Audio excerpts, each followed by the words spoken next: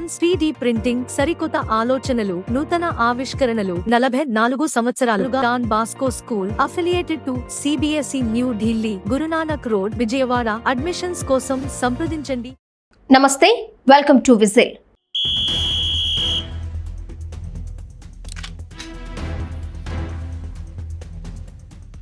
వక్ర కాకి చేతుల్లో చట్టం చేసిన అక్రమాలు. ప్రజాస్వామ్యం ఏ స్థాయిలో భయపడిపోయిందో, వ్యవస్థల విధ్వంసం ఏ స్థాయిలో జరిగిందో అందుకు చిగురుటాకులా వణికిపోయిన ఆంధ్రప్రదేశ్ ప్రజలు ఓటు ద్వారా ఆటవిక పాలనకు చరమగీతం పాడారు. కాకి క్రూరత్వం హద్దులు చెరిపేసింది.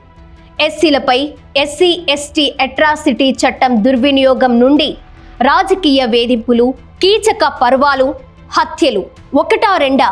నాడు సినీ నటి డాక్టర్ జత్వానీ కేసులో చూసిన దృశ్యాలు మానవత్వానికి తలవంపులు. ఆమెకు నెలసరి ప్యాడ్ సైతం ఇవ్వకుండా పోలీసు గూండా రాజ్యం ఏం చేసిందో చూసా.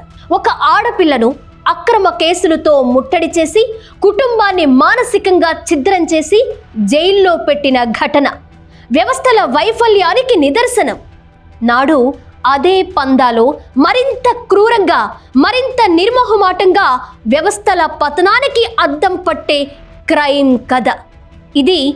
నాడు రూల్ ఆఫ్ లాకు అంత్యక్రియలు జరిపించిన జగన్ ఆటవిక రాజ్యంలో పోలీస్ వ్యవస్థ రక్షకుల, రాక్షసుల, చట్టాన్ని అమలు చేయాల్సిన కాకి రాజకీయ ప్రయోజనాల కోసం వాడుక పనిముట్టుగా మారి ప్రజాస్వామ్యం కూలిపోయింది.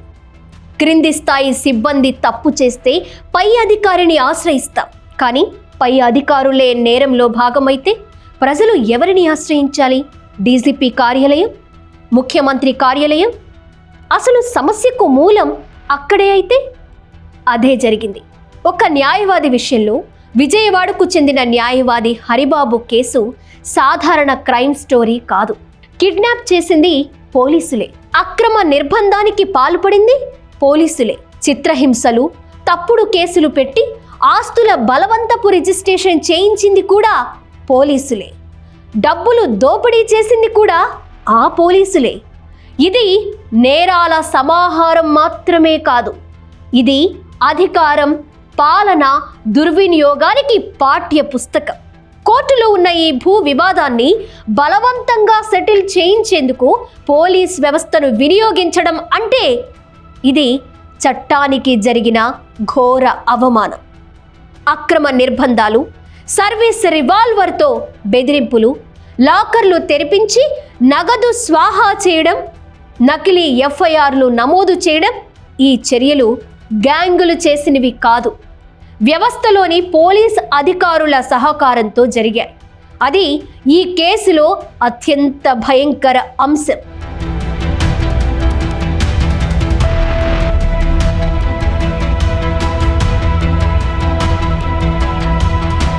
న్యాయం కోసం పోరాటం ఎందుకు ఇంత కష్టమైంది? ఫిర్యాదు చేసిన బాధితుడికి పెద్ద అధికారుల పేర్లు తీసివేస్తేనే కేసు కదులుతుంది అని చెప్పడం, తేలికపాటి సెక్షన్లు పెట్టి కేసును బలహీనపరచడం, ఇది విచారణ లేక రక్షణ? చివరకు కోర్టు జోక్యం చేసుకున్నాకే కదలిక వచ్చింది అంటే ఈ వ్యవస్థల స్వయం ప్రతిపత్తి కోల్పోయిన సంకేతం. ఒక న్యాయవాదికే ఇంత అన్యాయం జరిగితే మరి సాధారణ పౌరుడి పరిస్థితి? నాటి అక్రమ పోలీసులపై కేసులు నమోదైనా అరెస్టులు ఎందుకు లేవు? పరారీలో ఉన్న నిందితులు ఎవరిని ఆశ్రయించాలి? విచారణ ఎందుకు నత్తనడకన సాగుతోంది? ఇప్పుడు రాష్ట్రంలో కూటమి ప్రభుత్వం ఉంది. ముఖ్యమంత్రిగా చంద్రబాబు నాయుడు గారిని ప్రజలు కోరేది కక్ష సాధింపు కాదు, భయం లేని పాలన, చట్టం ముందు అందరూ సమానమనే నమ్మకం. ఈ కేసు అదే అసలు పరీక్ష. జగన్ ఏలుబడిలో పిన్నెల్లి అనుచరుడితో కలిసి కొందరు పల్నాడు పోలీసులు ప్రైవేట్ సెటిల్మెంట్ దాష్టికం చేశారు. నిందితులైన కాకీల అరెస్టుపై విజయవాడ పటమట పోలీసులు మీనమేషాలు లెక్కిస్తున్నారు. చర్యలకు హైకోర్టు ఆదేశించిన వైసీపీ నేత కర్నాటి వీరభద్రరావు A1ను మాత్రమే అరెస్ట్ చేసి మిన్నకున్నారు. మిగిలిన 6 నిందితులు పరారీలో ఉండగా 5 అప్పట్లో పల్నాడులో పనిచేసిన పోలీసులే. కర్ణాటి సతీష్, ఎన్ఆర్ఐ, ఒకరికి తెలియకుండా మరొకరితో పలు పెళ్లిళ్లు చేసుకున్న నేరస్తుడు సాఫ్ట్వేర్ ఇంజనీర్. ఇతను న్యాయవాది హరిబాబు వద్ద 2,40,00,000 అప్పు తీసుకుని 1,40,00,000 తిరిగిచ్చాడు. మిగిలిన సొమ్మును గట్టిగా అడిగేసరికి పిడుగురాళ్ల పోలీస్ స్టేషన్లో హరిబాబుపై తండ్రి వీరభద్రరావు హత్యాయత్నం కేసు పెట్టారు. దీంతో అప్పటి గురజాల డీఎస్పీ పల్లం రాజు సిబ్బందితో విజయవాడ వచ్చి హరిబాబు అతని బంధువును అదుపులోకి తీసుకుని పిడుగురాళ్ల స్టేషన్కు తీసుకెళ్లి చిత్రహింసలు పెట్టారు. తరువాత వీరిని విజయవాడ తీసుకొచ్చారు. హరిబాబును నిర్బంధించి నున్న సబ్ రిజిస్టర్ ఆఫీసులో అతనికి చెందిన 2 ఎకరాల పొలం, ఓ ప్లాట్ను వీరభద్రరావు పేరిట రాయించారు. బ్యాంకు లాకర్ తెరిపించి 30 లక్షలు తీసుకున్నారు. దీనిపై హరిబాబు ఫిర్యాదుతో పిడుగురాళ్ల ఠాణాలో నామమాత్ర కేసు పెట్టారు. తరువాత విజయవాడ కోర్టులో ప్రైవేటు కేసు వేయగా పటమటకు బదిలీ అయింది. A1గా వీరభద్రరావు, A2 పల్లం రాజు, A3 రబ్బాని, నాటి Piduguralla SI, A4 Venkateswararao, A5 Balu Naik, A6గా నాగూర్ వలి కానిస్టేబుళ్లపై కేసు నమోదైంది. ఇక డిఎస్పీ పల్లం రాజు ముందస్తు బెయిల్ పిటిషన్ గురువారం విజయవాడ కోర్టులో విచారణకొచ్చింది. దర్యాప్తు పురోగతిలో ఉందని డిఎస్పీని సస్పెండ్ చేయగా పరారీలో ఉన్నారని ప్రభుత్వ న్యాయవాది తెలిపారు. బాధితుడు హరిబాబు తరపు న్యాయవాది వాదనలు వినిపిస్తూ పోలీస్ అధికారై ఉండి అరాచకంగా వ్యవహరించారని వాదించారు.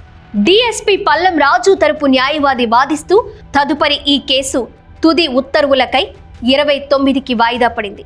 21 నెలల క్రితం కోర్టు ఆదేశాలతో 2024 జూలైలో పటమట పోలీసులు కేసు రిజిస్టర్ చేశారు. తర్వాత ఏ చర్యలు లేకపోవడంతో గత సంవత్సరం ఫిర్యాదుదారు హరిబాబు హైకోర్టును ఆశ్రయించారు. 3 నెలల్లో చర్యలు తీసుకోవాలని ఆదేశించినా కదలికే లేదు. మళ్లీ ఈ ఏడాది జనవరిలో కోర్టు ధిక్కరణ పిటిషన్ వేయగా హడావిడిగా A1 వీరభద్రరావును అరెస్ట్ చేశారు. మిగిలిన నిందితులు అజ్ఞాతంలోకి వెళ్లిపోయారు. కూటమి ప్రభుత్వంలో న్యాయం జరిగితేనే ప్రజల్లో విశ్వాసం తిరిగొస్తుంది. హరిబాబు కేసు ఒక వ్యక్తి సమస్య కాదు. ఇది రాష్ట్రంలో చట్ట పరిపాలన బతికే ఉందా అనే ప్రశ్న ఉత్పన్నమవుతుంది. నిందితులు ఎంత పెద్దవారైనా, వారు ఏ స్థాయి అధికారి అయినా వారి నేరమే మాట్లాడాలి. అరెస్టులు జరుగుతాయా? నిజాలు బయటపడతాయా? న్యాయం జరుగుతుందా? ఇది కేవలం ఒక కేసు కాదు, ప్రజాస్వామ్యంపై ప్రజల నమ్మకానికి సంబంధించిన తీర్పు.